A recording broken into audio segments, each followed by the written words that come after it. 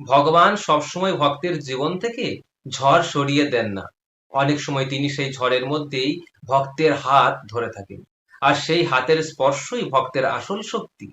কিন্তু এখানে একটি গুরুত্বপূর্ণ প্রশ্ন উঠে আসে, তাহলে কি ভগবান নিজেই ভক্তকে কষ্ট দেন, নাকি অনেক দুঃখ আমাদের পূর্বজন্মের কর্মফল, যা ভগবান তার করুণায় কমিয়ে দেন? এই প্রশ্নের উত্তর অত্যন্ত গভীর, এবং শ্রীমদ্ ভাগবত নিজেই তার উত্তর দিয়েছেন।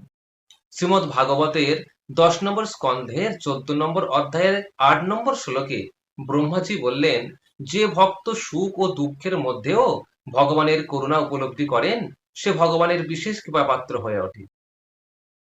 গৌড়ীয় বৈষ্ণব আচার্যরা ব্যাখ্যা করেছেন, ভক্তের জীবনে যে কষ্ট আসে তা অনেক সময় তার পূর্বকৃত কর্ম ফলের তুলনায় ভগবানের করুণায় অনেকটা লঘু হয়ে আসে।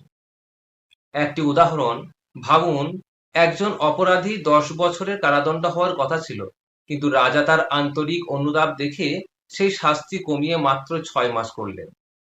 তাহলে এখন সে কি বলবে? রাজা আমাকে শাস্তি দিলেন? না ভক্তবৃন্দ, সে বলবে রাজা আমার প্রতি দয়া করেছেন, আমার প্রতি করুণা করেছেন। ঠিক তেমনি আমরা জানি না আমাদের কত কর্মফল সঞ্চিত রয়েছে।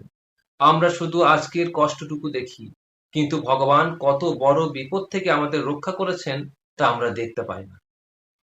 এই কারণেই একজন ভক্ত দুঃখের মধ্যেও বলেন, হে কৃষ্ণ, আমি কিছু বুঝতে পারছি না, কিন্তু আমি জানি আপনি যেটা করবেন আমার মঙ্গলের জন্যই করবেন।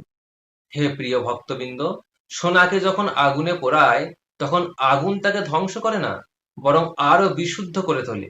ঠিক একইভাবে ভক্তের জীবনের পরীক্ষাগুলো অনেক সময় তাকে ভেঙে দেওয়ার জন্য নয়, শুদ্ধ করার জন্য। কিন্তু মনে রাখবেন, এর অর্থ এই নয় যে প্রতিটি দুঃখকে নিশ্চিতভাবে ভগবানের বিশেষ পরীক্ষা বলে ঘোষণা করা উচিত। শাস্ত্র আমাদের এমন সাধারণীকরণ করতে শেখায় না। একজন ভক্তের দৃষ্টিভঙ্গি হলো, যে পরিস্থিতি আসুক তা কৃষ্ণ স্মরণ ও কৃষ্ণ ভক্তির সুযোগ হিসেবে গ্রহণ করা উচিত।